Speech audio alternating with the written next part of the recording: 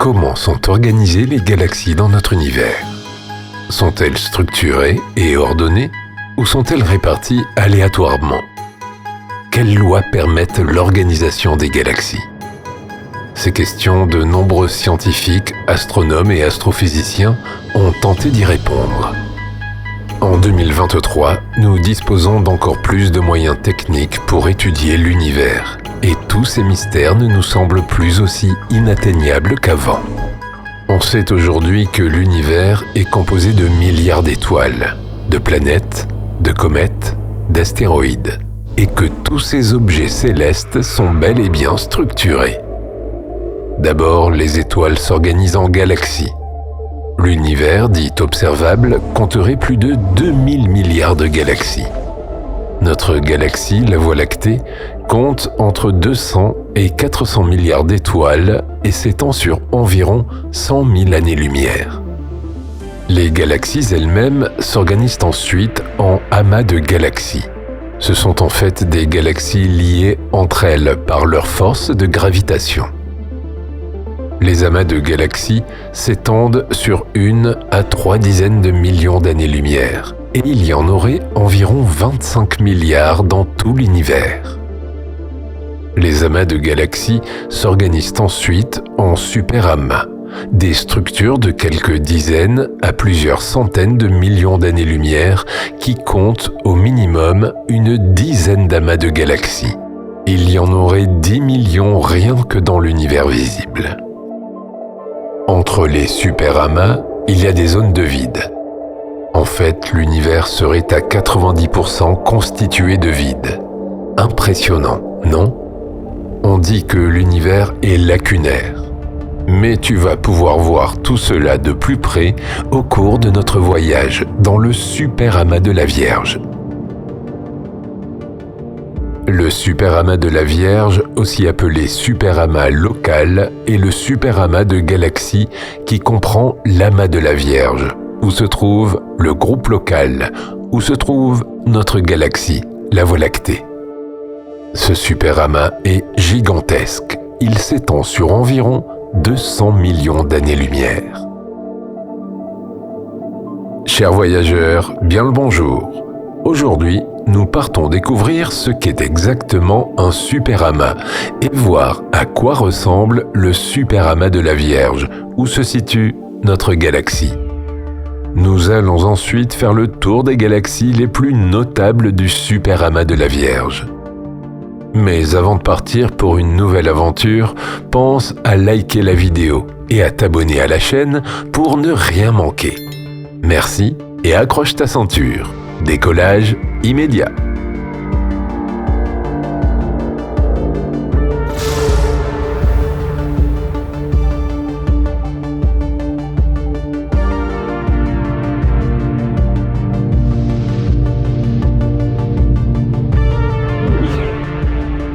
Mais d'abord, qu'est-ce qu'un superamas exactement?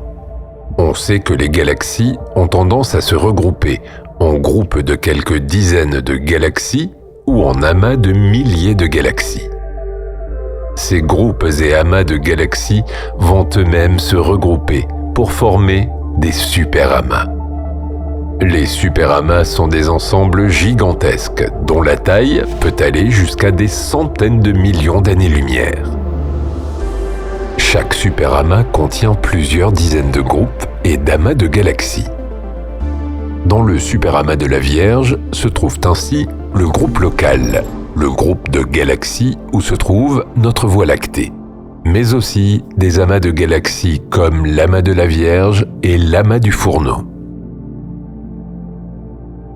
Le superamas de la Vierge est le superamas le plus connu, car c'est celui dans lequel on se trouve, mais ce n'est pas le seul. Le plus proche superamas est le superamas de l'Hydre Centaure, qui regroupe 2 superamas, le superamas du Centaure et le superamas de l'Hydre, séparés de 150 à 200 millions d'années-lumière. Le superamas de Chapelet est un autre superamas connu, qui se trouve à 650 millions d'années-lumière de nous, dans la constellation du Centaure. Les superamas sont intéressants pour les astronomes, car c'est à leur échelle que l'on peut se rendre compte de l'expansion de l'univers. L'expansion de l'univers, c'est le phénomène selon lequel les objets qui composent l'univers, à grande échelle, s'éloignent les uns des autres. Il ne s'agit pas, comme on pourrait le penser, du mouvement des galaxies qui s'éloignent les unes des autres, mais d'une dilatation de l'espace. L'expansion de l'univers est la solution qui a été trouvée par le physicien et mathématicien russe Alexander Friedmann pour expliquer que l'univers ne soit pas encore effondré sous l'effet de la gravitation. Lorsque l'on observe des objets célestes à grande échelle, comme les superamas de galaxies, cette expansion se traduit par une augmentation de la longueur d'onde de la lumière émise par les galaxies. C'est ce que l'on appelle le décalage vers le rouge. Par opposition, le décalage vers le bleu est la diminution de la longueur d'onde de la lumière émise par les galaxies. Le décalage vers le rouge traduit un éloignement apparent des objets célestes, tandis que le décalage vers le bleu traduit un rapprochement. L'expansion de l'univers ne se voit pas à l'échelle des groupes ou amas de galaxies. Dans les groupes et les amas de galaxies, celles-ci sont liées par la gravité avec une force gravitationnelle assez puissante pour résister à l'expansion de l'univers. Mais dans le cas des superamas, la force gravitationnelle n'est pas suffisamment puissante et l'expansion de l'univers se fait sentir. Les amas de galaxies s'éloignent les uns des autres, certes très lentement, mais cela suffit à faire augmenter la taille des superamas de galaxies avec le temps. Par exemple, le groupe local se rapproche de l'amas de la Vierge à une vitesse de plusieurs centaines de kilomètres par seconde.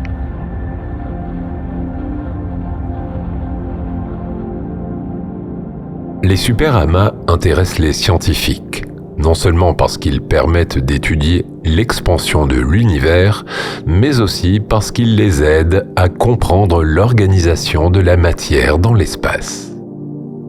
Pour étudier la manière dont se structurent les amas de galaxies, les scientifiques ont mis au point une méthode reposant sur la loi de Hubble-Lemaître. Cette méthode permet de connaître la répartition réelle des amas dans l'univers, sans que les résultats ne soient faussés par des effets de projection. La loi de Hubble-Lemaître a permis de mesurer la distance des objets très lointains. Cette loi énonce que les galaxies de l'univers observable s'éloignent les unes des autres à une vitesse approximativement proportionnelle à leur distance. Cela signifie que plus une galaxie est loin de nous, plus elle semble s'éloigner vite. Pour mesurer la distance d'objets lointains grâce à la loi de Hubble-Lemaître, les scientifiques font d'abord l'analyse spectrale de la lumière émise par le corps céleste observé. Puis, ils déterminent son décalage vers le rouge, avant d'en déduire la vitesse de récession, c'est-à-dire la vitesse à laquelle l'objet s'éloigne d'un observateur du fait de l'expansion de l'univers. Les scientifiques vont ensuite utiliser cette vitesse de récession pour calculer la distance de l'objet étudié. Même si tout cela paraît simple, ce peut être très compliqué avec les galaxies lointaines qui ne renvoient que très peu de lumière. Il peut être difficile d'obtenir un spectre d'assez bonne qualité pour être exploitable. Quoi qu'il en soit, les scientifiques ont découvert que la distribution de matière à grande échelle reste peu homogène. Autrement dit, les superamas ne sont pas répartis de manière homogène. Il existe d'énormes vides entre certains superamas qui sont des espaces sans amas de galaxies sur plusieurs centaines de millions d'années-lumière. Les astronomes en sont arrivés à la conclusion qu'il y a plus de 90% de vide dans l'univers et que les superamas de galaxies sont à la frontière entre ces vides plutôt que l'inverse. En fait, les superamas de galaxies se regroupent en filaments qui forment les contours de ces bulles de vide. Il apparaît alors que la structure de l'univers est bien plus complexe qu'on ne l'imaginait. L'origine de cette structure est l'une des questions qui passionnent le plus les astronomes d'aujourd'hui. Et ils comptent bien obtenir des réponses grâce à l'observation des superamas.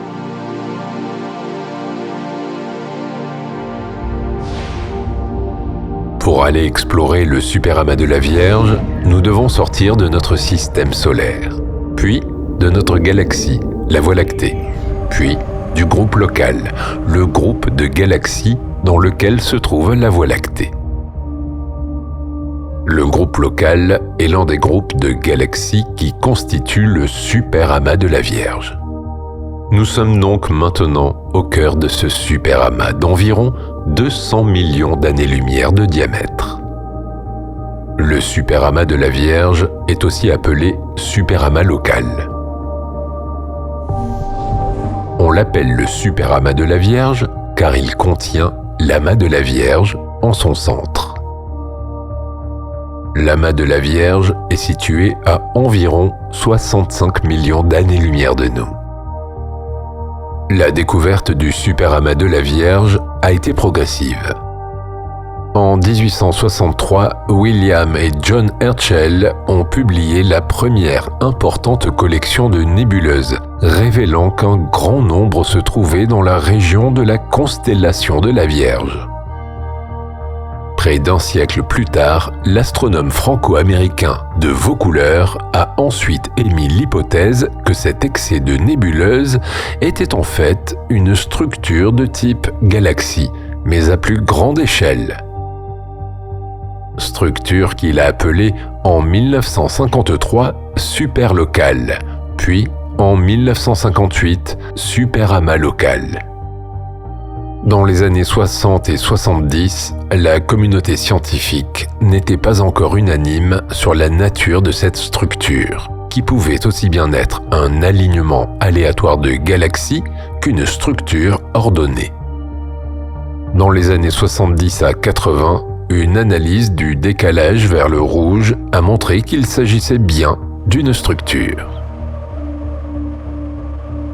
La masse du superamas local a été estimée à 10 puissance 15 masses solaires. Contrairement à ce que l'on a longtemps pensé, le superamas de la Vierge n'est pas une structure gravitationnelle, avec une délimitation claire.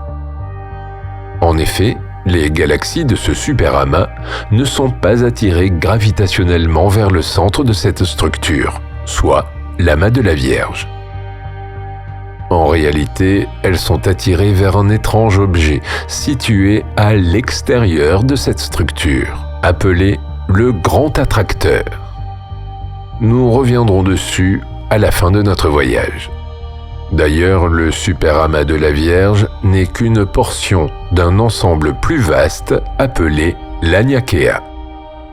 Les superamas apparaissent donc plutôt comme des structures de galaxies attirées vers un grand attracteur et non comme des structures de galaxies gravitationnellement liées.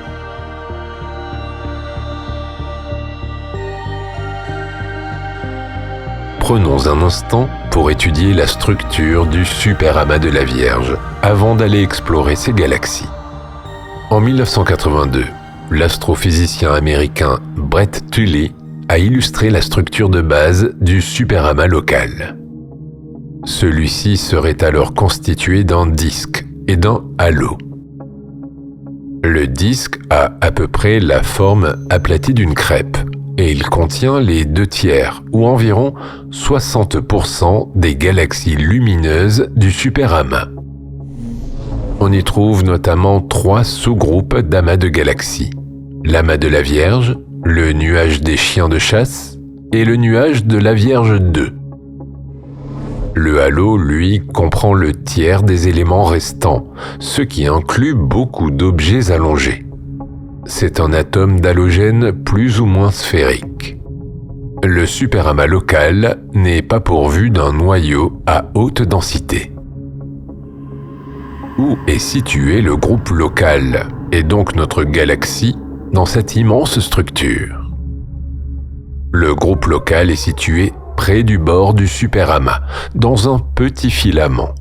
Il est attiré par l'amas de la Vierge, donc pas le centre du superamas.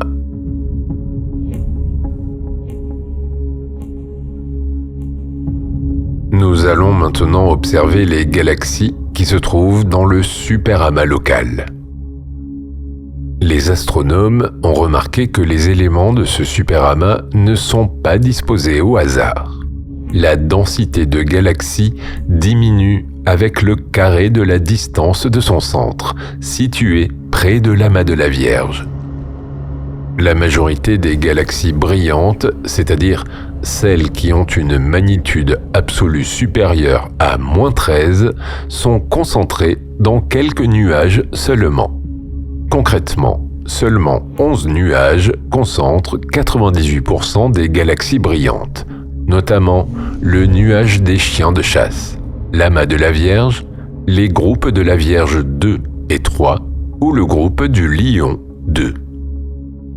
Au total, ce sont environ 10 000 galaxies qui se trouvent dans le superamas local, réparties dans une centaine d'amas. Nous allons commencer notre voyage au cœur du superamas de la Vierge, en explorant le groupe local, où se trouve notre galaxie.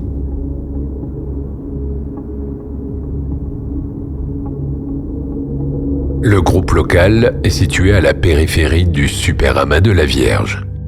Il compte plus de 50 galaxies.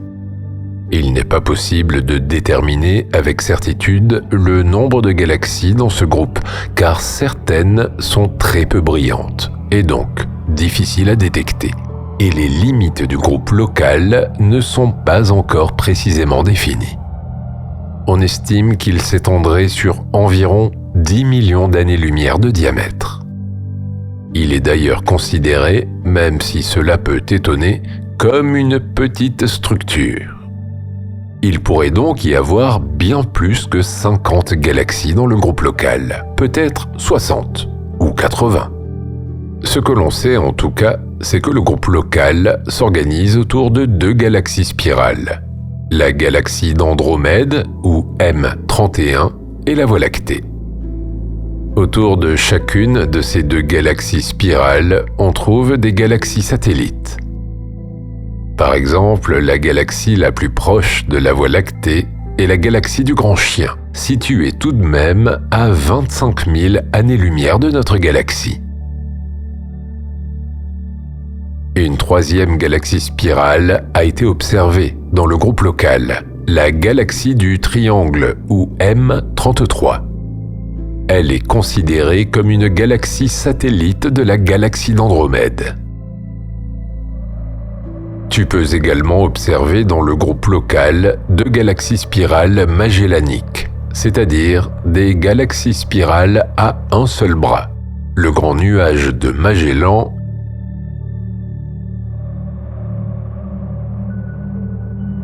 et NGC 3109.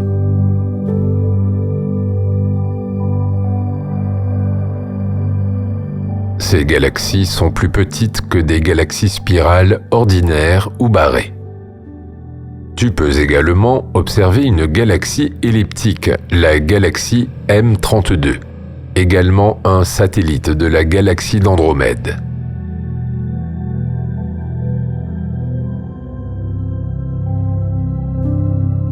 Les galaxies elliptiques ne contiennent que des vieilles étoiles.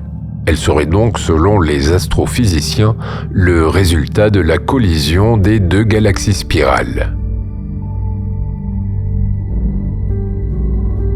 Le groupe local contient également 2 galaxies elliptiques naines, M110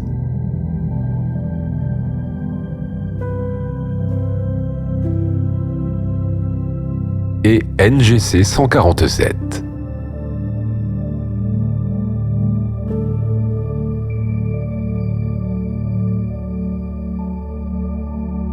Tout le reste des galaxies du groupe local sont soit des galaxies naines sphéroïdales, soit des galaxies irrégulières.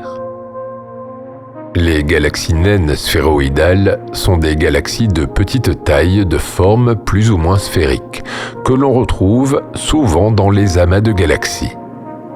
Ce sont des galaxies anciennes qui ressemblent beaucoup aux amas globulaires. Quant aux galaxies irrégulières, elles ne sont ni sphériques, ni elliptiques, ni en forme de spirale. Elles sont très lumineuses, car riches en étoiles brillantes, mais souvent trop petites pour être facilement détectées. Selon les astronomes, elles auraient été nombreuses dans l'univers autrefois, mais les collisions auraient réduit leur nombre. Elles ne constituent ainsi plus que 10% des galaxies dans l'univers observable.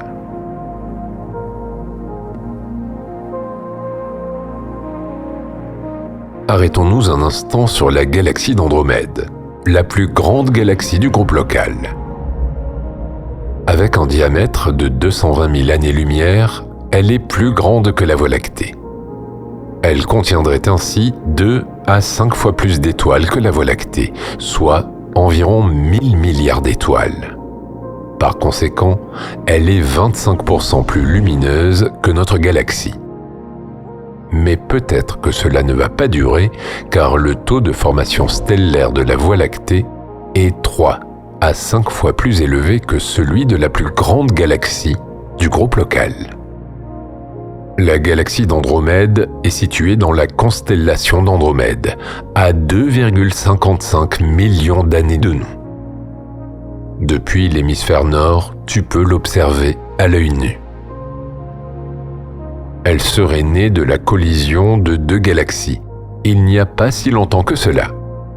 Les astronomes estiment sa date de formation à moins de 3 milliards d'années, à une époque où la Terre existait déjà. La galaxie d'Andromède et la Voie lactée se rapprochent l'une de l'autre et vont entrer en collision d'ici environ 4,5 milliards d'années. Les 2 galaxies vont alors fusionner pour former une galaxie elliptique géante, de même que leurs 2 trous noirs supermassifs centraux. La galaxie d'Andromède comporte de nombreuses galaxies satellites, notamment la galaxie du Triangle, qui est la 3e plus grande galaxie du groupe local. Elles sont toutes 2 séparées par une distance de 750 000 années-lumière. Cette galaxie est particulière, car on trouve en son centre une région H2, plutôt qu'un trou noir supermassif, qui est la source de rayons X, la plus puissante du groupe local.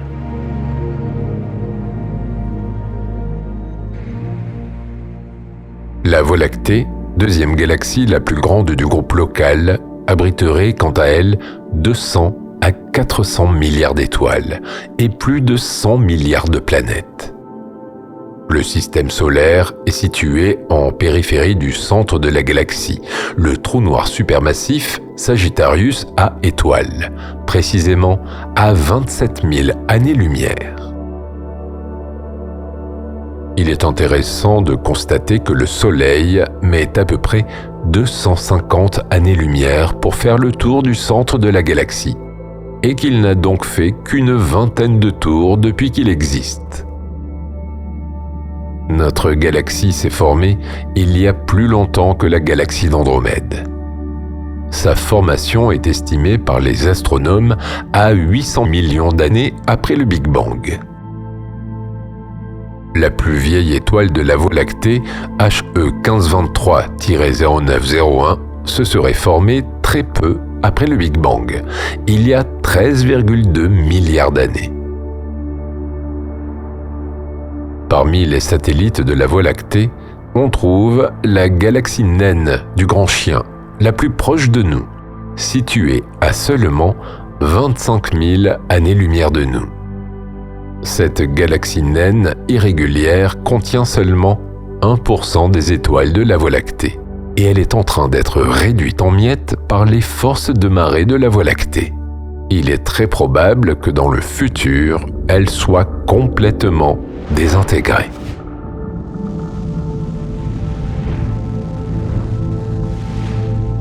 Le groupe de galaxies le plus proche du groupe local est le groupe du sculpteur ou filament du sculpteur.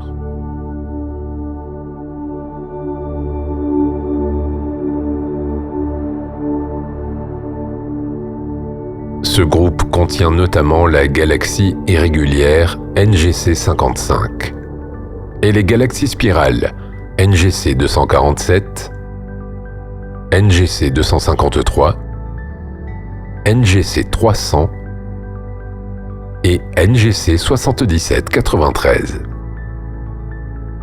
Toutes sont très brillantes, même si tu ne pourras pas les voir à l'œil nu depuis la Terre. La galaxie irrégulière NGC 55 se trouve à la frontière entre le filament du sculpteur et le groupe local.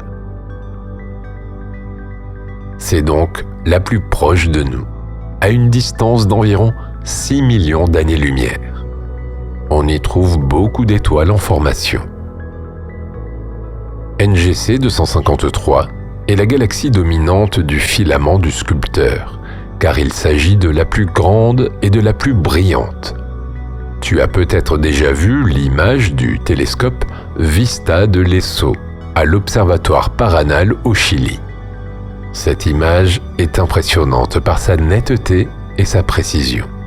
C'est probablement l'image grand champ la plus détaillée qui a été faite du filament du sculpteur. En effet, Vista peut voir à travers la poussière, grâce à sa vision dans l'infrarouge, ce qui donne une image nette et précise. NGC 253 est aussi appelée la galaxie du dollar en argent ou la pièce d'argent. C'est une galaxie spirale intermédiaire et elle est située dans la constellation australe du sculpteur, à environ 11 millions d'années-lumière de nous. Elle a été découverte par l'astronome germano-anglaise Caroline Herschel en 1783, alors qu'elle cherchait des comètes. Depuis la Terre, tu peux l'observer avec des jumelles, car c'est l'une des galaxies les plus brillantes du ciel, après la galaxie d'Andromède, notre voisine. On la voit depuis la tranche, et on peut distinguer ses bras spiraux et son cœur lumineux. NGC 253 est un bon exemple de galaxie starburst, ou galaxie à sursaut de formation d'étoiles, c'est-à-dire une galaxie qui forme des étoiles à un rythme élevé. Ce processus a probablement été déclenché par de nombreuses explosions de supernovae. D'ailleurs, tu peux voir de nombreux amas brillants éparpillés dans la galaxie. Ce sont en quelque sorte des nurseries d'étoiles. On peut y voir de très jeunes étoiles chaudes qui viennent tout juste de s'allumer. Des bébés étoiles en quelque sorte. Sur la fameuse photo de NGC 253, on voit bien que le rayonnement issu de ces étoiles tout juste formées fait briller les nuages d'hydrogène ionisé environnants. NGC 247 fait également partie du groupe du sculpteur. C'est une galaxie spirale intermédiaire faiblement barrée, située dans la constellation de la Baleine. Elle a été découverte par l'astronome germano-britannique William Herschel en 1784, le frère de Caroline Herschel qui a découvert la galaxie du sculpteur. Cette galaxie est assez peu connue, car plutôt difficile à observer et à photographier. Il faudrait un gros instrument pour obtenir une image avec assez de contraste pour que l'on puisse distinguer nettement la galaxie. NGC 7793 est également une galaxie spirale du filament du sculpteur et de la constellation du sculpteur. C'est l'une des galaxies les plus brillantes du groupe. Des études menées par le télescope spatial Chandra ont montré que cette galaxie contient 22 sources de rayonnement X, la majorité de ces sources étant situées dans l'hémisphère Est. Cela peut s'expliquer par une interaction avec une galaxie proche dans le passé.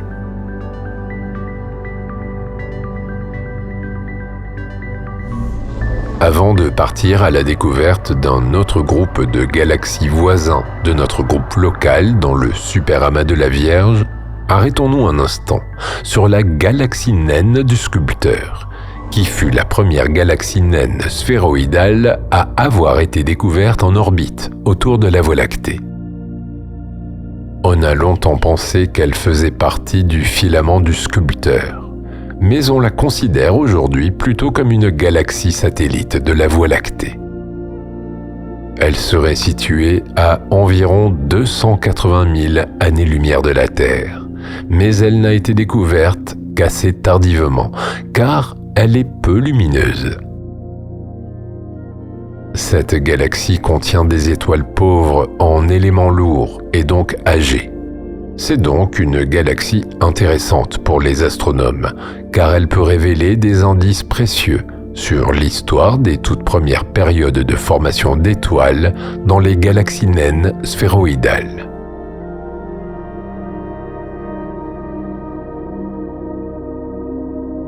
Nous allons maintenant explorer le groupe IC 342 Maffei, un autre groupe de galaxies voisin du groupe local.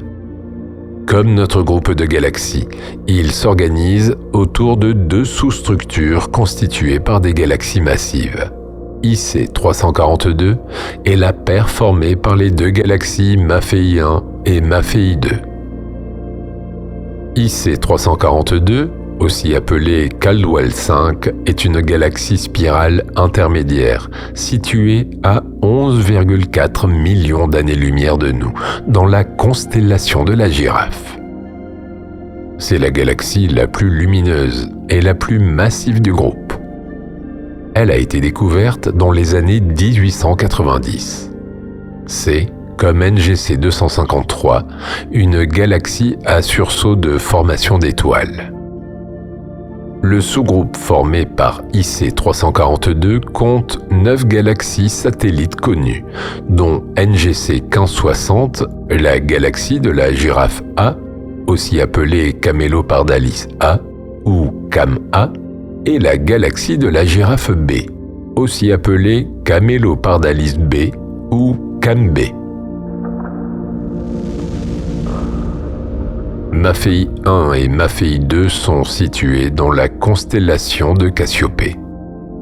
Elles ont été découvertes assez tardivement par l'astronome italien Paolo Maffei en 1968.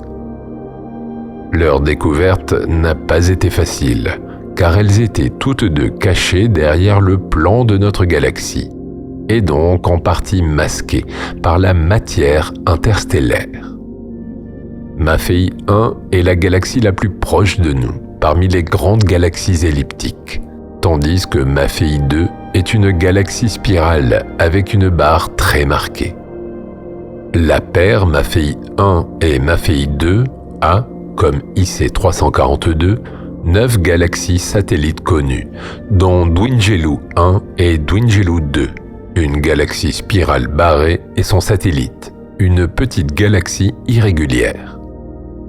Les deux sont situées dans la constellation de Cassiopée et ont été découvertes tardivement, en 1994.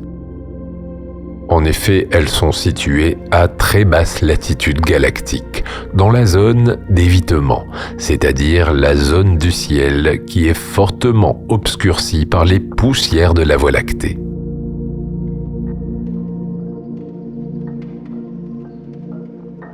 Nous nous trouvons maintenant dans la Grande Ourse.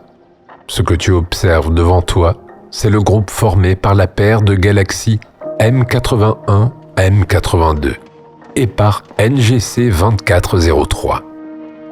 M81 et M82 ont été découvertes en 1774 par l'astronome allemand Johann Elert-Bode. La galaxie spirale M81 est la plus importante du groupe, avec un diamètre d'environ 87 000 années-lumière. Même si on ne peut pas la voir à l'œil nu depuis la Terre, elle reste l'une des galaxies les plus brillantes du ciel que tu pourras observer avec des jumelles. M82, aussi appelée la galaxie du cigare, est aussi une galaxie spirale. Elle est 5 fois plus lumineuse que la Voie lactée, et même 100 fois plus au niveau de son centre.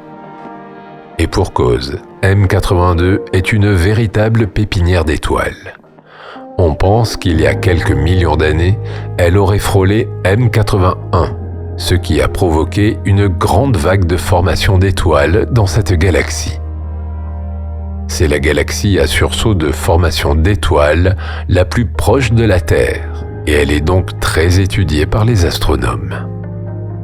C'est aussi dans cette galaxie que les astronomes ont découvert en 2014 le pulsar le plus brillant connu à ce jour, la source X ultralumineuse M82X2.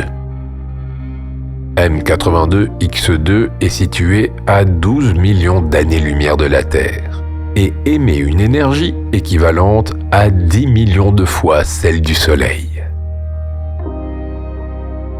M81 et M82 sont en interaction gravitationnelle étroite avec NGC 3077, ce qui a causé la formation de filaments d'hydrogène atomique entre ces galaxies. NGC 2403 est la deuxième galaxie importante du groupe M81. C'est une galaxie spirale intermédiaire découverte en 1788. 2 fois plus petite que la Voie lactée, elle abrite de nombreuses nébuleuses où se forment des étoiles. Tu peux d'ailleurs nettement voir ses bras spiraux, ainsi que de petites taches qui ressemblent à des amas d'étoiles. Ce fut la première galaxie en dehors de notre groupe local dans laquelle a été découverte une céphéide. Les céphéides sont des étoiles variables géantes ou supergéantes jaunes, 4 à 15 fois plus massives que le Soleil et 100 à 30 000 fois plus lumineuses. 2 supernovas 16 fois plus lumineuses que la moyenne ont aussi été détectées dans cette galaxie fin 2004. À ce moment-là, la luminosité de la galaxie était supérieure à 500 millions de fois celle du Soleil.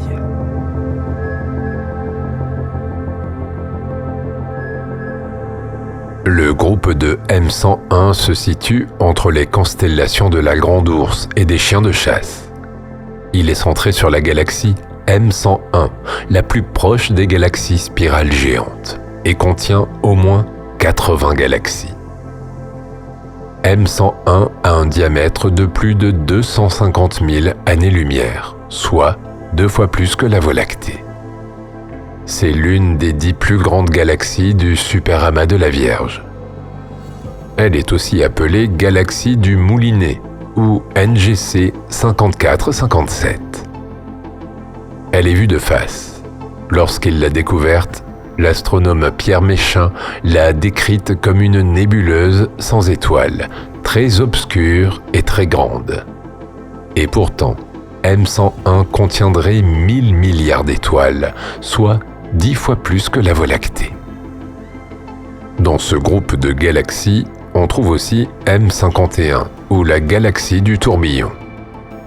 M51 s'est récemment rapproché de la galaxie NGC 5195, ce qui a éparpillé des milliards d'étoiles de NGC 5195 dans l'espace intergalactique et accentué les bras spiraux de M51. NGC 5474 se trouve aussi dans le groupe de M101 et aurait peut-être subi une collision avec cette galaxie dans son histoire récente. C'est une galaxie spirale déformée. Son noyau est aujourd'hui très loin du centre de son disque. NGC 5204 est une petite galaxie spirale magellanique qui émet une source X ultralumineuse très puissante, découverte en 1980 par l'Observatoire Einstein et dont on n'a pas encore identifié l'origine. Il se pourrait qu'il s'agisse d'un trou noir de masse intermédiaire. Enfin, on trouve aussi dans le groupe la galaxie spirale intermédiaire, NGC 5585, qui a la particularité d'avoir une proportion bien plus élevée de matière noire que les autres galaxies du même type.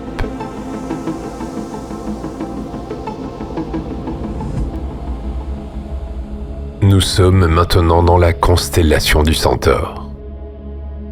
Tu peux observer devant toi la galaxie lenticulaire Centaurus A ou NGC 5128.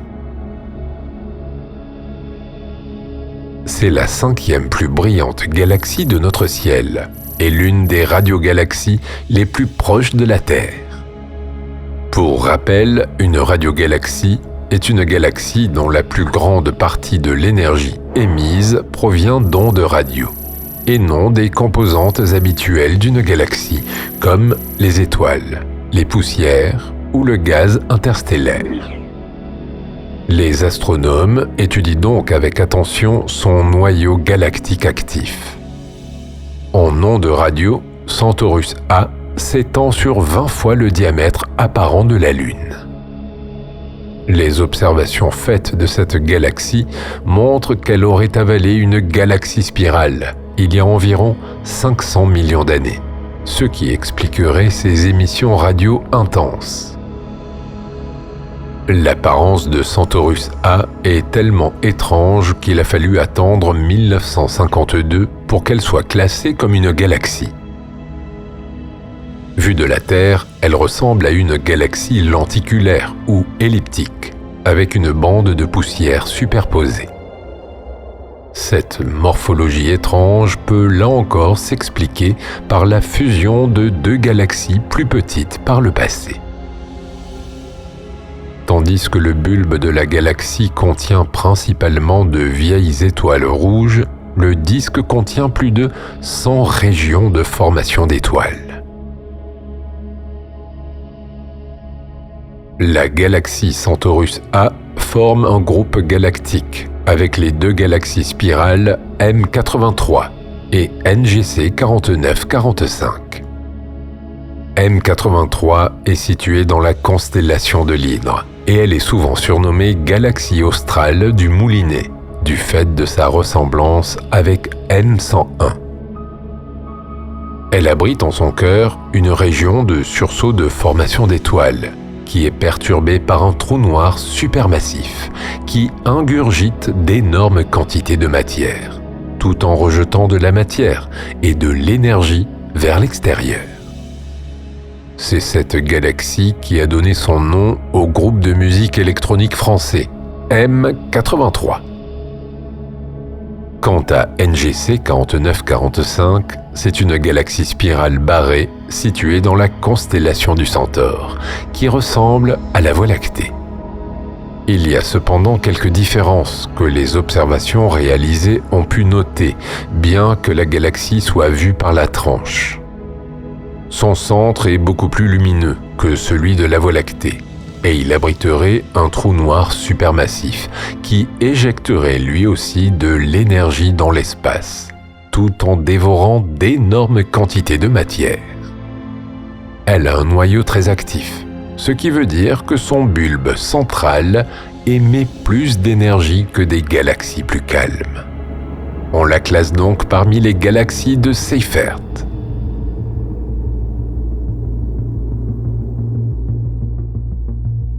Nous allons maintenant observer une galaxie spirale de la constellation du Pan, NGC 6744.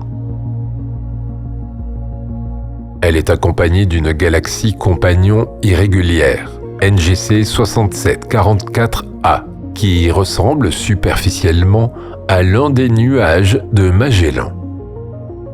Située à 30 millions d'années-lumière de nous, NGC 6744 est considéré comme le sosie de notre Voie lactée, bien que son diamètre soit 2 fois plus grand que celui de notre galaxie. C'est l'une des galaxies spirales les plus grandes et les plus proches de la Terre. Sa taille apparente dans le ciel équivaut aux 2/3 de la taille de la pleine Lune. Comme la Voie lactée, NGC 6744 a un noyau central dense et allongé, un disque de poussière et des bras spiraux. Les astronomes ont identifié au moins 6 galaxies qui appartiendraient au même groupe que NGC 6744.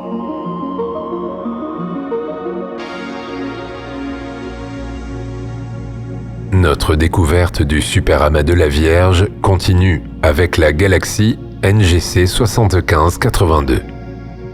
Cette galaxie spirale se trouve à environ 70 millions d'années-lumière de la Terre, dans la constellation de la Grue.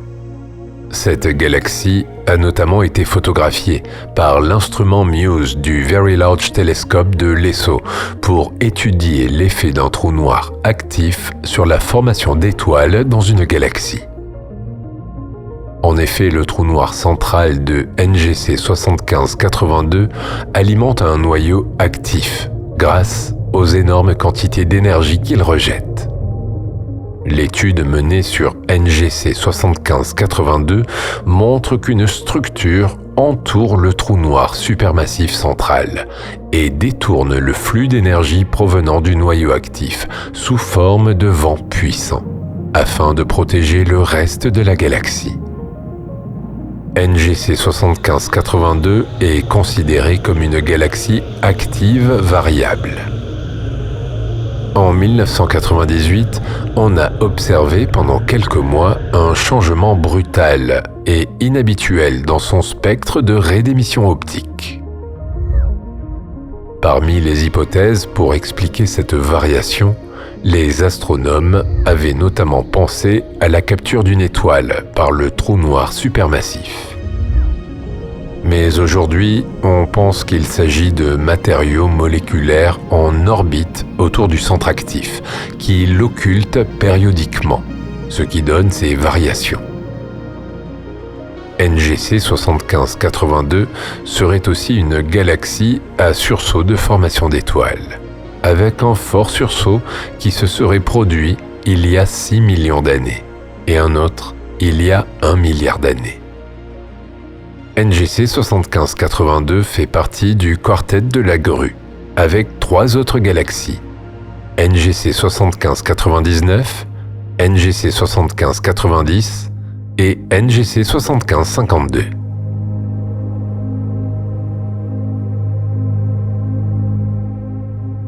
Nous sommes maintenant dans la constellation de Persée. Tu as devant toi la galaxie lenticulaire barrée, NGC 1023, qui a été découverte en 1786 par William Herschel. C'est l'une des plus brillantes galaxies que l'on peut admirer un peu à l'écart de la Voie lactée. Son diamètre est d'environ 60 000 années-lumière et elle contient au centre un trou noir supermassif de 44 millions de masses solaires environ. Elle est assez petite, donc difficile à voir depuis la Terre. Pour cela, il te faudrait un petit télescope, un ciel clair, sans pollution, et un moment où la Lune est peu brillante ou éloignée. Le groupe de NGC 1023 compte au moins 19 galaxies réparties dans les constellations de Persée, d'Andromède et du Triangle. La plupart de ces galaxies sont soit des galaxies spirales de petite taille, soit des galaxies naines. Par exemple, la galaxie spirale NGC 891 est la plus grande galaxie du groupe de NGC 1023, avec un diamètre de 131 000 années-lumière. Cette galaxie de la constellation d'Andromède est vue par la tranche, et elle est surtout connue des astronomes pour avoir été le siège de l'une des supernovas les plus brillantes jamais observées, SN 1986 J. Cette supernova, découverte le 21 août 1986, avait atteint une magnitude apparente de 14.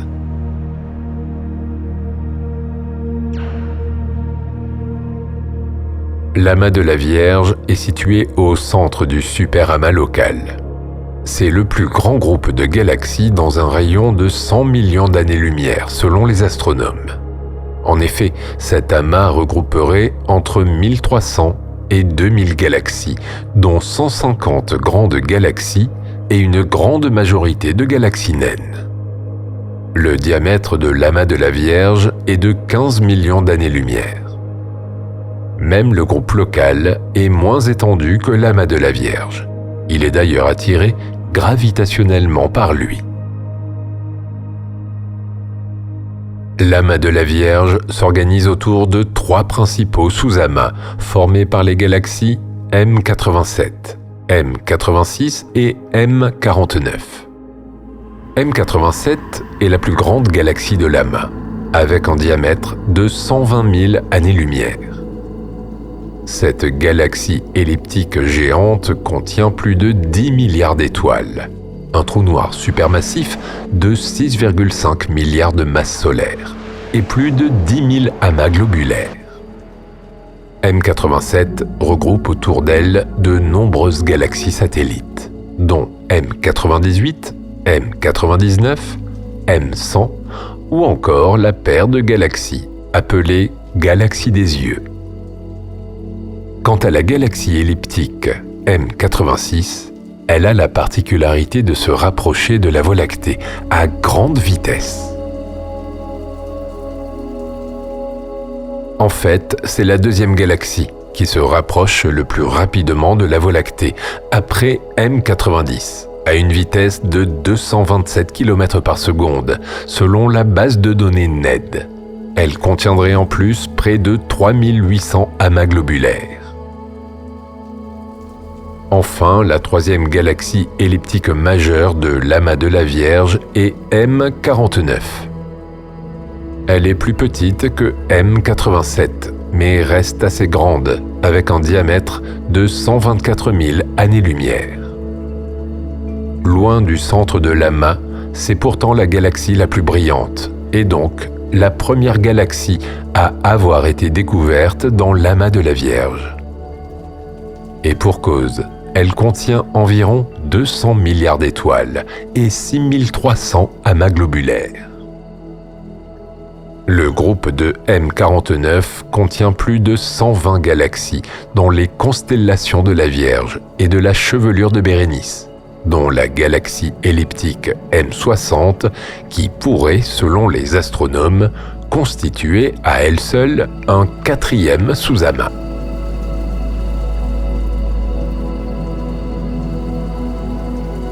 Dans la constellation de la Grande Ourse, sur le flanc de l'amas de la Vierge, on trouve un groupe de galaxies que l'on appelle l'amas de la Grande Ourse ou groupe de la Grande Ourse.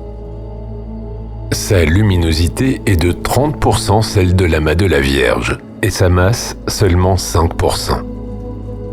Cet amas forme un ruban de galaxies dans l'hémisphère nord, dont la plupart sont des galaxies spirales. L'amas de la Grande Ourse serait constitué de 2 groupes principaux. Ursa Major Nord regroupe la plupart des grandes galaxies de l'amas, situées au-dessus de 50 degrés nord. Cette limite reste assez arbitraire. Les 3 galaxies les plus brillantes du groupe de la Grande Ourse Nord sont NGC 3631, NGC 3953, NGC 4088 et M109. Mais ce ne sont pas les seules galaxies brillantes du groupe. On compte 32 galaxies d'un diamètre supérieur à 30 000 années-lumière dans ce groupe. Le deuxième groupe de l'amas de la Grande Ourse est Ursa Major Sud. Schématiquement, ce groupe désigne donc les galaxies situées au sud de 50 degrés. Les 3 galaxies les plus brillantes du groupe de la Grande Ourse Sud sont NGC 3675, NGC 3726 et NGC 3938.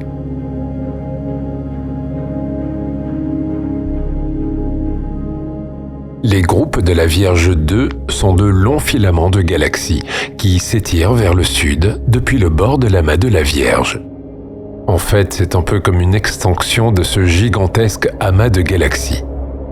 Les groupes de la Vierge 2 commencent au niveau des groupes de M61 et de NGC 4753 qui forment la limite sud de l'amas de la Vierge. Ensuite, le filament de galaxies passe par le groupe de NGC 4697 et par le groupe de NGC 4699. Il se termine 30 millions d'années-lumière plus loin, avec un groupe de galaxies qui est centré sur NGC 5084, une immense galaxie lenticulaire vue par la tranche. M61 est l'une des galaxies les plus remarquables de ce long filament de galaxies. Située sur le bord sud de l'amas de la Vierge, cette galaxie spirale, vue de face, a été découverte par l'astronome italien Barnaba Oriani en 1779 et observée le même jour par Messier, qui l'a d'abord confondue avec une comète. C'est l'une des plus vastes galaxies de l'amas de la Vierge. C'est aussi une galaxie à sursaut de formation d'étoiles. 8 supernovae ont été découvertes à ce jour dans cette galaxie, dont la dernière en mai 2020. Le groupe de M61 compte au moins 32 galaxies. NGC 5084 est également une galaxie remarquable des groupes de la Vierge 2. Cette galaxie lenticulaire a un diamètre d'entre 250 et 300 millions d'années-lumière, elle est donc gigantesque. C'est d'ailleurs l'une des galaxies les plus massives du superamas de la Vierge.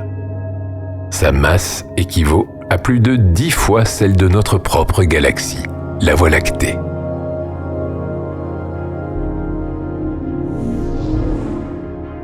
Les groupes de la Vierge 3 forment une longue chaîne de groupes de galaxies sur la gauche de l'amas de la Vierge. Elle s'étend sur plus de 40 millions d'années-lumière. Pourquoi une telle distance ? Il semblerait que l'attraction gravitationnelle de l'amas de la Vierge ait contribué à l'étirement de cette chaîne de groupes de galaxies. Les astronomes ont estimé que l'amas de la Vierge 3 compterait 8 groupes de galaxies et 13 galaxies en dehors de ces groupes. Parmi les galaxies des groupes de la Vierge 3, on trouve la galaxie spirale NGC 5248, qui est l'une des plus brillantes dans sa région et la plus brillante d'un petit groupe de galaxies. Elle a une particularité qui a pu être observée grâce aux observations du télescope spatial Hubble. Autour de son noyau se trouvent non pas un, mais 2 disques de formation d'étoiles. On trouve aussi NGC 5364, une galaxie spirale avec de très longs bras spiraux. Cette particularité lui permet d'être classée comme une galaxie spirale de grand style, un titre que mérite seulement un 10e des galaxies spirales. Cette galaxie est magnifique à regarder, même si ses bras spiraux sont légèrement asymétriques et déformés, certainement à cause d'interactions avec une galaxie voisine proche.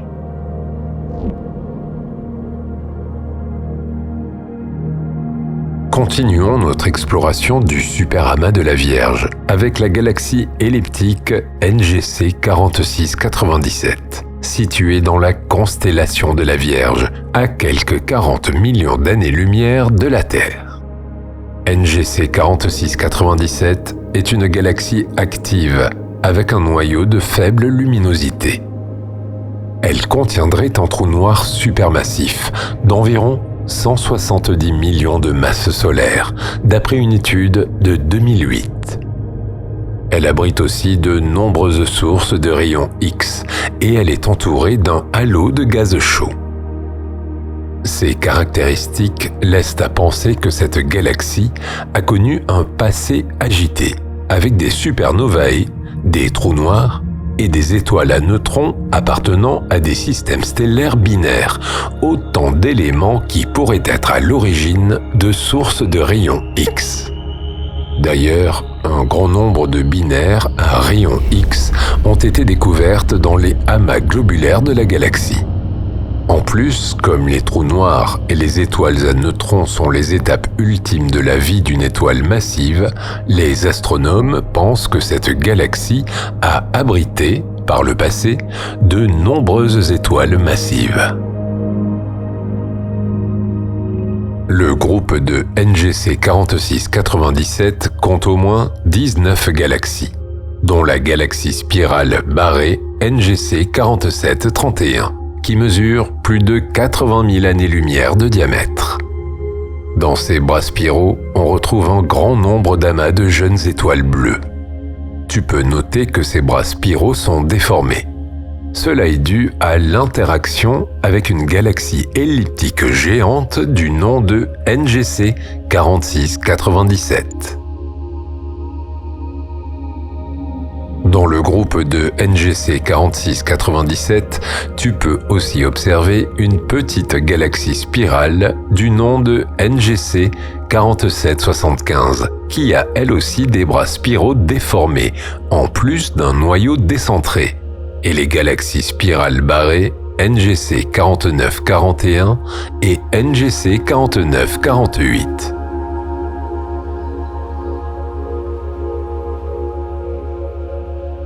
Dans la constellation des chiens de chasse, tu peux voir une vaste galaxie spirale dont le noyau est entouré d'un disque de formation d'étoiles. Il s'agit de NGC 5033. Cette magnifique galaxie aurait une forme parfaite si elle n'avait pas croisé une autre galaxie au cours de son histoire, ce qui a légèrement déformé ses bras spiraux. Son noyau galactique actif de type Seyfert est particulièrement brillant et abrite certainement un trou noir supermassif qui absorbe de grandes quantités de matière. La brillance serait alors due au gaz chaud dans l'environnement de ce trou noir. Les observations de cette galaxie ont montré que l'emplacement du noyau actif ne correspond pas avec le centre cinématique de la galaxie, c'est-à-dire le point autour duquel tournent les étoiles de la galaxie. Cela voudrait dire que la galaxie a certainement subi une fusion. Ce déplacement est certainement la cause première de la brillance du noyau. En effet, le décalage entre le noyau et le centre cinématique peut déstabiliser la rotation du gaz au centre de la galaxie, ce qui peut faire tomber le gaz dans le noyau. Le gaz est alors comprimé par les énormes forces gravitationnelles du centre du noyau et devient chaud. NGC 5033 forme une paire avec une autre galaxie, appelée NGC 5005. Cependant, elles ne sont pas assez proches l'une de l'autre pour que l'interaction gravitationnelle provoque des forces de marée et déforme les galaxies. L'interaction gravitationnelle entre ces deux galaxies reste assez faible.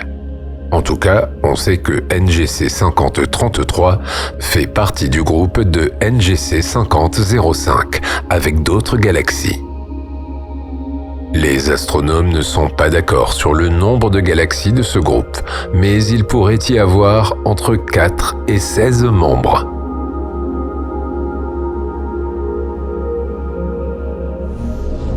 Nous allons continuer ce voyage palpitant au cœur du superamas de la Vierge, avec l'exploration du nuage des chiens de chasse. On l'appelle aussi groupe des chiens 1. Groupe Canes 1 ou groupe de M94. Cet amas de galaxies s'étend sur les constellations des chiens de chasse et de la chevelure de Bérénice. Il ne contient pas beaucoup de galaxies remarquables. Ce n'est donc que très récemment que l'on a pu distinguer ce groupe des nombreuses autres galaxies d'arrière-plan de cette région du ciel. En fait, il contient surtout des galaxies naines de taille moyenne, d'un diamètre pouvant aller de 5 à 25 000 années-lumière. La plus grande galaxie du groupe Canes 1 est la galaxie spirale NGC 4244, avec un diamètre de 65 000 années-lumière. Cette galaxie est vue par la tranche. La galaxie spirale NGC 4395, quant à elle, est un bon exemple de galaxie de Seyfert, avec un noyau très brillant et des bras spiraux peu lumineux. Elle reste cependant très faible et donc difficile à observer.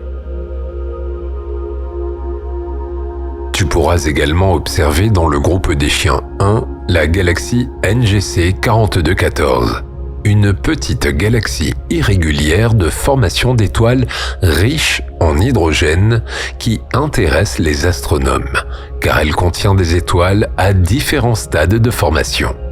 Les observations de cette galaxie ont ainsi montré des motifs complexes d'hydrogène incandescent qui se sont formés pendant le processus de naissance des étoiles, mais aussi des amas d'étoiles supergéantes rouges, beaucoup plus anciennes.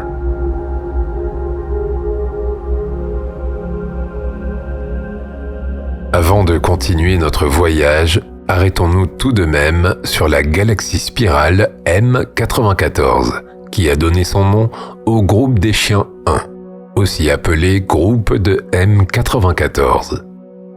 Elle se trouve à l'extrémité de l'amas et son diamètre est de 30 000 années-lumière. C'est une galaxie à sursaut de formation d'étoiles qui est magnifique à observer. Eh oui, non seulement elle est vue de face, mais en plus, elle arbore un bel anneau de brillantes étoiles bleues et des bras spiraux bien définis. En tout cas, les astronomes ne sont pas encore lassés de l'observer et ils sont actuellement en train d'essayer de percer les mystères de ces flambées d'étoiles. Le nuage des chiens de chasse ne doit pas être confondu avec le groupe des chiens 2 ou groupe Canes 2 qui se trouve derrière lui. Toujours dans la constellation des chiens de chasse, cet amas de galaxies contient une galaxie remarquable, la galaxie M106. Découverte par Pierre Méchain en 1781, elle n'a été ajoutée au catalogue de Messier qu'en 1947. Et pourtant, cette galaxie est particulièrement grande et brillante. En effet, elle a un diamètre de 130 000 années-lumière, soit plus que notre Voie lactée. Sa morphologie est peu courante. On voit bien 2 bras spiraux se détacher du reste de la galaxie, qui est lui peu clair. Les images les plus précises de cette galaxie montrent qu'elle pourrait avoir en réalité 4 bras spiraux. On ne sait cependant pas si ces 2 bras supplémentaires sont formés d'étoiles ou simplement de gaz. Sur ces mêmes images, on peut observer d'impressionnants jets de matière de part et d'autre du noyau, ce qui indique que la galaxie M106 est une galaxie de Seyfert à noyau actif et qu'elle contient en son centre un trou noir supermassif et particulièrement actif. La galaxie NGC 4217, souvent présentée comme une galaxie compagnon de M106, apparaît plus petite, mais elle a en réalité des dimensions équivalentes. Elle est simplement moins proche de nous que M106. Il n'est cependant pas certain qu'elle soit vraiment compagnon de M106, ni même qu'elle appartienne au groupe Canes 2, car certaines mesures l'estiment à 60 millions d'années-lumière de nous, soit plus loin de M106 que celle-ci ne l'est de la Voie lactée.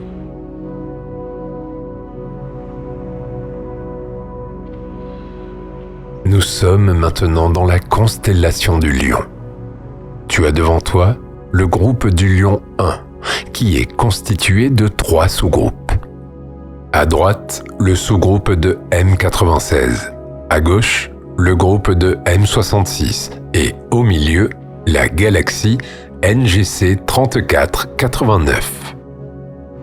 Le groupe de M96 comprend notamment M96 et M95, 2 galaxies spirales barrées, et NGC 3377, une galaxie elliptique. Toutes 3 sont particulièrement brillantes. M96 et M95 ont été découvertes toutes les deux le même soir, le 20 mars 1781, par Pierre Méchain. Elles sont légèrement plus petites que notre Voie lactée. Toutes deux présentent un disque de formation d'étoiles internes, proche du noyau, dont les astronomes cherchent à percer les secrets, notamment les liens entre ces disques et le trou noir central et les bras spiraux. Observons maintenant le groupe de M66. Il est aussi appelé le triplet du Lion. Il regroupe les galaxies M65, M66 et NGC 3628. Leur magnitude les rendent facilement observables, surtout M65 et M66, qui sont souvent photographiés ensemble, ce qui fait du triplet du Lion le plus beau groupe de galaxies de la constellation du Lion. M65 est une galaxie spirale et M66 une spirale barrée. Quant à NGC 3628, c'est une magnifique galaxie spirale vue par la tranche, avec des bandes de poussière bien visibles. On peut aussi observer une traînée d'étoiles qui lui ont été arrachées par l'effet des forces gravitationnelles entre les 3 galaxies. Dans le passé, les interactions entre NGC 3628 et M66 ont d'ailleurs fortement affecté la morphologie de M66, qui possède désormais un bras spiral plus allongé et un halo plus diffus. La galaxie NGC 3489 est située dans le groupe du Lion 1, entre les 2 sous-groupes de M96 et de M66. Cette galaxie lenticulaire intéresse les astronomes pour ses caractéristiques hybrides. Elle possède un bulbe galactique proéminent et un disque central visible, comme les galaxies spirales, mais elle n'a pas de bras spiraux. Elle emprunte aussi des caractéristiques aux galaxies elliptiques, à savoir peu de formations stellaires en cours et des étoiles âgées de plus d'1 milliard d'années. C'est, comme de nombreuses galaxies du superamas de la Vierge, une galaxie de Seyfert avec un noyau extrêmement brillant et un trou noir central qui dévore la matière qui s'en approche. Le rayonnement de son noyau galactique actif est cependant plus faible que la moyenne.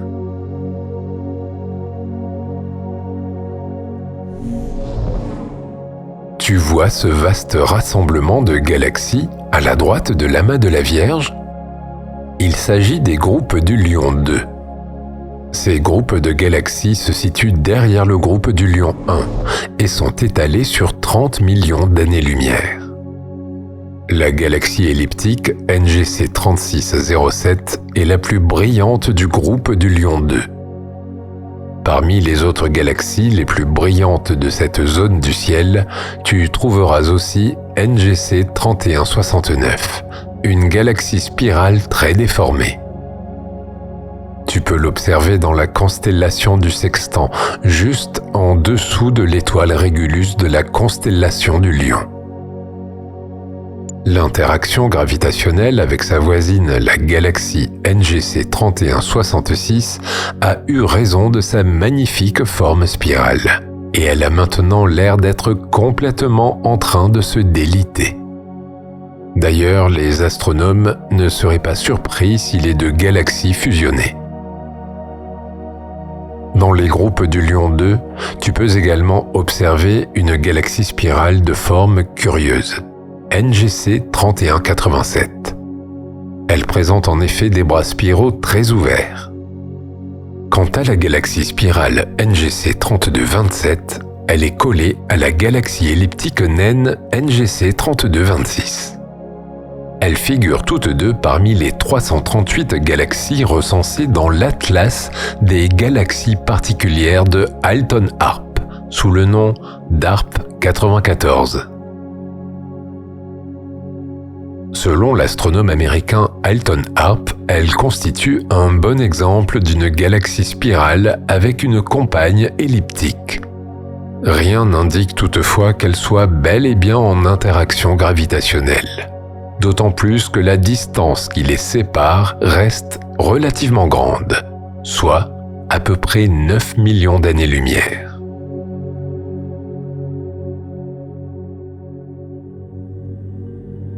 Continuons notre route vers l'amas du Fourneau. Mais avant cela, arrêtons-nous un instant sur une galaxie remarquable appelée NGC 2997. Cette galaxie spirale de grand style est située dans la constellation de la Machine pneumatique, une constellation dont tu n'as peut-être pas souvent entendu parler, puisqu'elle est située dans l'hémisphère sud et relativement peu lumineuse. NGC 2997 a été découverte par William Herschel en 1793. Elle se trouve à environ 55 millions d'années-lumière de nous, mais elle s'éloigne de nous à environ 1100 km par seconde. Cette galaxie est particulièrement remarquable pour son noyau, entouré d'un chapelet de nuages géants d'hydrogène chaud ionisé. Le groupe de NGC 2997 comprend une quinzaine de galaxies, dont plusieurs galaxies irrégulières magellaniques.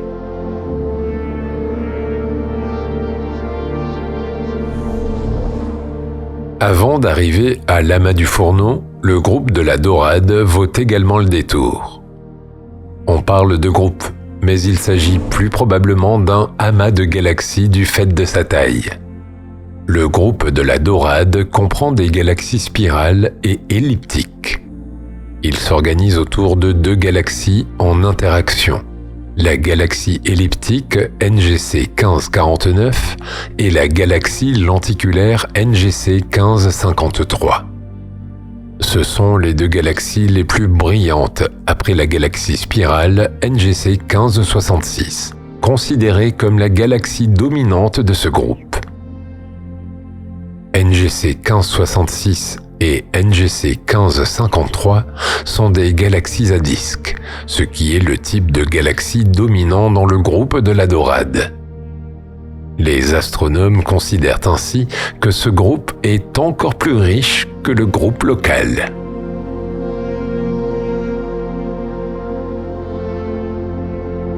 Nous sommes maintenant devant l'amas du Fourneau, le seul autre amas à moins de 100 millions d'années-lumière de nous, presque aussi riche que l'amas de la Vierge, bien qu'il reste un peu plus petit que celui-ci. L'amas du Fourneau intéresse particulièrement les astronomes amateurs pour son cœur compact de galaxies réparties sur seulement 2 degrés du ciel. Les deux galaxies dominantes de l'amas du Fourneau sont NGC 1316 et NGC 1365. Elles sont plus grandes que n'importe quelle galaxie de l'amas de la Vierge. NGC 1316 est une galaxie lenticulaire massive qui aurait, d'après les observations, absorbé une galaxie spirale il y a environ 3 milliards d'années. Cela n'a vraisemblablement pas été la seule galaxie à se faire cannibaliser par NGC 1316. Non loin de cette galaxie se trouve une galaxie spirale du nom de NGC 1317 qui pourrait connaître le même sort. NGC 1316 est aussi une puissante radiosource, connue des radioastronomes sous le nom de Fornax A. C'est la plus importante source d'ondes radio dans la constellation du Fourneau et la 4e source radio la plus intense du ciel. Ces ondes radio proviennent de la chute de matière à l'intérieur du trou noir supermassif du centre de la galaxie, probablement alimenté par les interactions avec d'autres galaxies. NGC 1365 est la galaxie la plus connue de l'amas du Fourneau. C'est une magnifique galaxie spirale barrée de grand style. Découverte en 1826 par l'astronome écossais James Dunlop, elle se situe dans la constellation australe du Fourneau et est étudiée par de nombreux télescopes. Sa couleur bleutée est due à un taux très élevé de formation d'étoiles. Ce taux peut s'expliquer par la présence d'une barre qui relie les deux bras spiraux et comprime le gaz présent dans la galaxie, ce qui déclenche la naissance de multiples étoiles.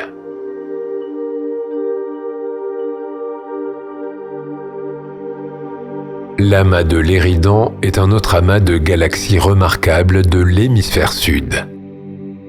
On l'appelle parfois l'amas du Fourneau 2. En effet, il est très proche de l'amas du Fourneau, soit à une distance d'environ 20 millions d'années-lumière. L'amas de l'Éridan est plus éloigné de nous que l'amas du Fourneau. Il est donc à environ 75 millions d'années-lumière de nous. Parfois, on regroupe ces deux amas et les galaxies environnantes sous le terme de superamas du Fourneau ou superamas du Grand Sud. L'amas de l'Éridan contient environ 200 galaxies. Ces galaxies sont éparpillées sur une plus grande surface que dans l'amas du Fourneau. Il est donc moins impressionnant que son voisin. On peut distinguer deux sous-groupes, l'un au sud autour de NGC 1395 et l'un au nord autour de NGC 1407. NGC 1407 est une vaste galaxie elliptique, plus grande que la Voie lactée, avec un diamètre d'environ 243 000 années-lumière. Son groupe contient au moins 9 galaxies. NGC 1395 est aussi une vaste galaxie elliptique, un peu plus grande puisque son diamètre est estimé à environ 264 000 années-lumière. Le groupe de NGC 1395 contient au moins 32 galaxies. Nous ne pouvons pas quitter l'amas de l'Éridan sans jeter un petit coup d'œil à NGC 1232. L'une des plus belles galaxies de cet amas, avec ses bras spiraux bien définis. Cette galaxie spirale de grand style a un diamètre d'environ 145 000 années-lumière et on trouve des millions d'étoiles brillantes dans ses bras spiraux qui côtoient des poussières sombres pour le plus grand plaisir de nos yeux.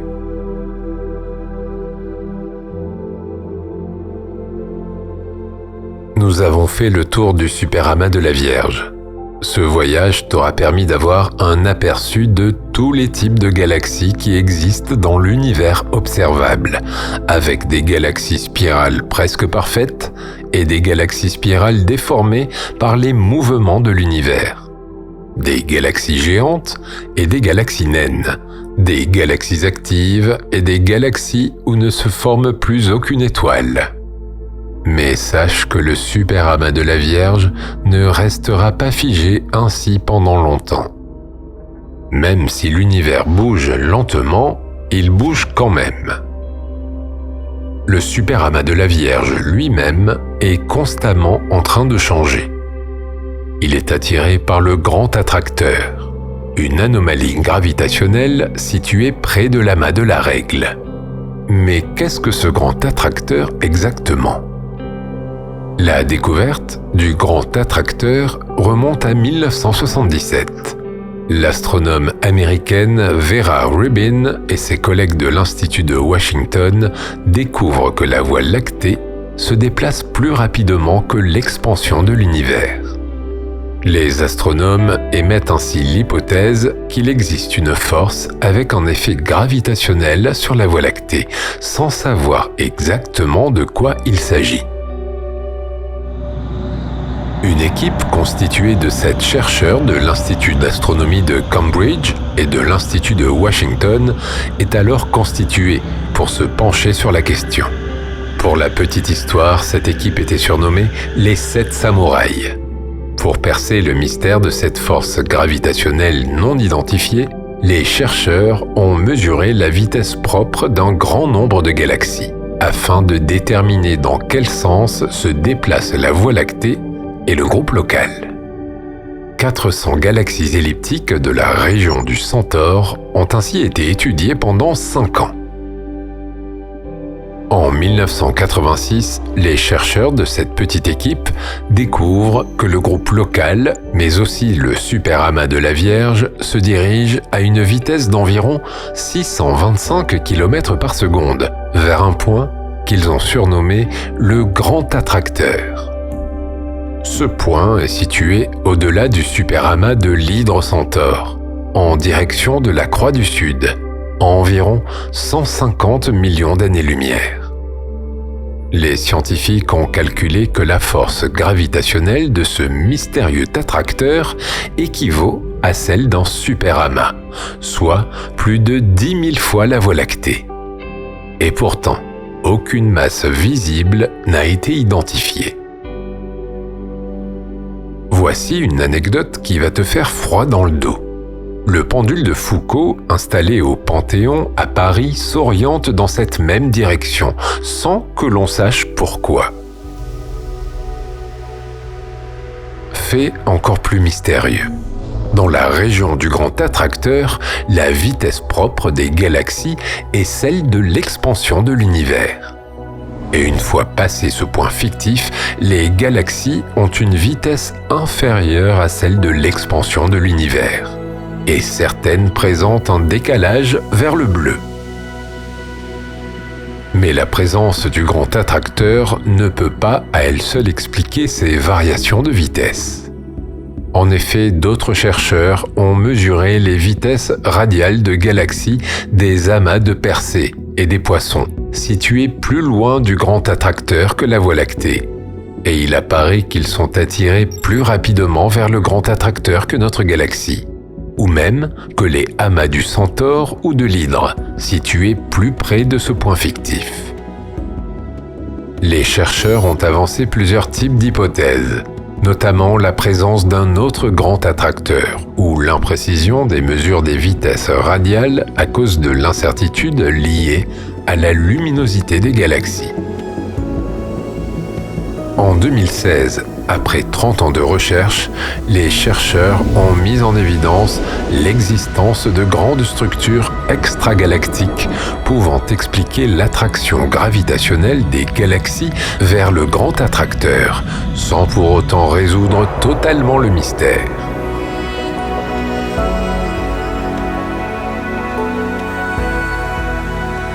Nous sommes arrivés au terme de ce voyage dans le superamas de la Vierge. Mais nous n'en avons pas fini avec l'exploration de l'univers. Le superamas de la Vierge fait partie d'un ensemble plus vaste, appelé l'Aniakea. Et l'Aniakea n'est lui-même que l'un des 6 millions de superamas qui existent dans l'univers observable. Il y a donc encore du chemin à parcourir avant de comprendre tous les mystères de notre univers et de son organisation. En attendant d'en avoir percé tous les secrets, on peut s'émerveiller de la beauté des galaxies et des étoiles, ainsi que de leur disposition dans le ciel, qu'elles soient dues ou non au hasard.